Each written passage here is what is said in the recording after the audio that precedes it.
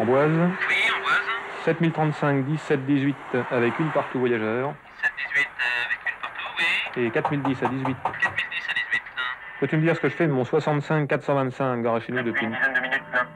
Eh bien, écoute, pour l'instant, là, je peux pas te le dire, hein. Il y en a encore 2 à passer, là, hein. Allez, Amboise. Amboise. Eh bien, tu le mets au bloc du 4089, hein. Au bloc du 4089, d'accord.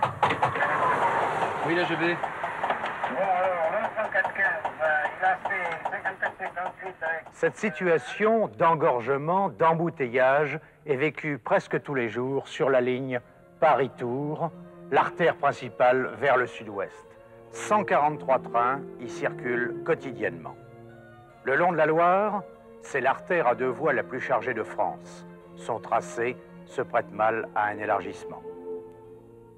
Là, à Tours, convergent des lignes venant, entre autres, de Nantes, Rennes, Paris, Lyon et Bordeaux. Un casse-tête pour le régulateur, avec 400 mouvements journaliers. Aux abords de Paris, le trafic a doublé en 30 ans. 730 trains circulent chaque jour, rapides de grandes lignes, convois de marchandises et omnibus de banlieue mélangés. Même problème sur l'axe ouest, le trafic a lui aussi doublé en 30 ans, 486 trains.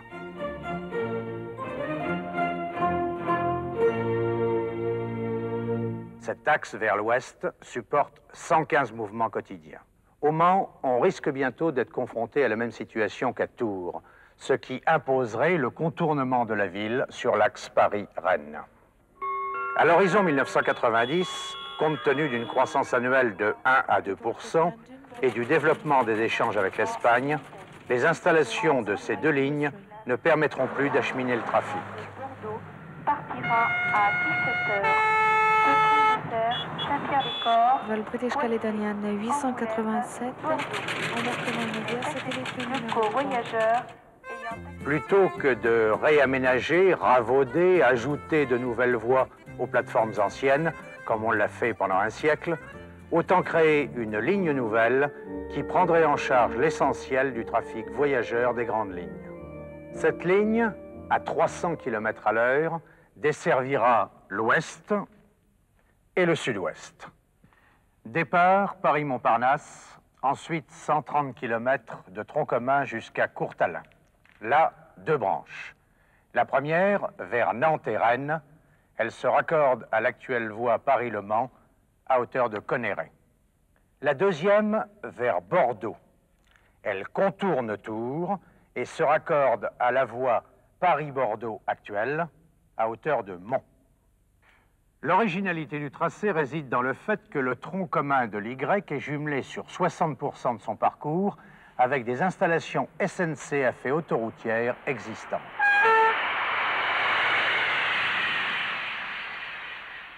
La délicate traversée de la région parisienne est résolue en empruntant l'ancienne plateforme Paris-Chartres par Galardon, ce qui permet de se raccorder aux voies existantes à seulement 6 km de la gare Montparnasse. Entre Fontenay-aux-Roses et Villejuste, ce sera une succession de tunnels et de tranchées couvertes. Sur la branche sud-ouest à signaler, une gare à Vendôme, un viaduc sur le Loir à Naveil et la traversée souterraine des coteaux du Val-de-Loire. Le vignoble de Vouvray sera traversé en tunnel.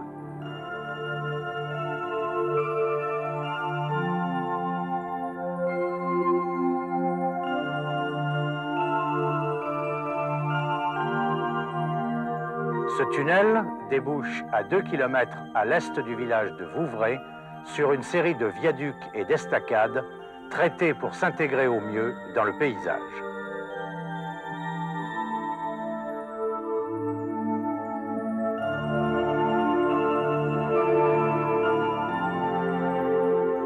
Après le franchissement de la Loire et du Cher, le coteau de l'Arcé est traversé en tranchée couverte avec un aménagement paysager.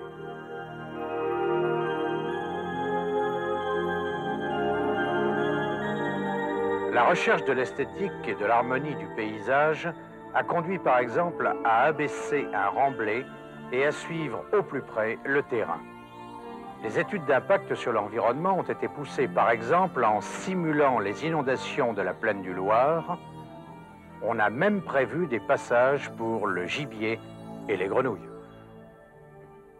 De la sortie de Paris jusqu'à Massy, les tranchées couvertes et les tunnels vont permettre d'aménager une coulée verte de 10 km de long. La dalle de la gare Montparnasse sera aménagée.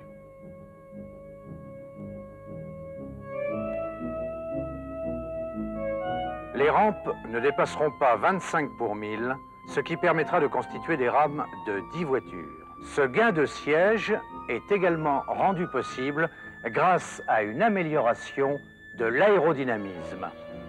On gagne ainsi 10%.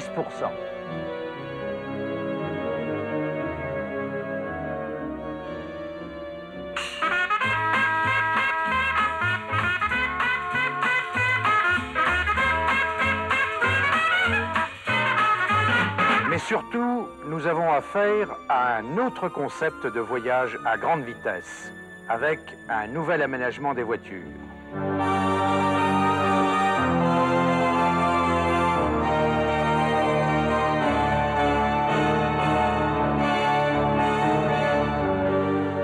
De nouveaux moteurs, des freins à disque autocontrôlés en permanence, l'adoption d'une suspension pneumatique et des études très poussées sur les sièges permettent d'obtenir une sécurité et un confort accrus. Il y aura le téléphone à bord et, très attendu, une voiture entière consacrée à la détente et à la restauration.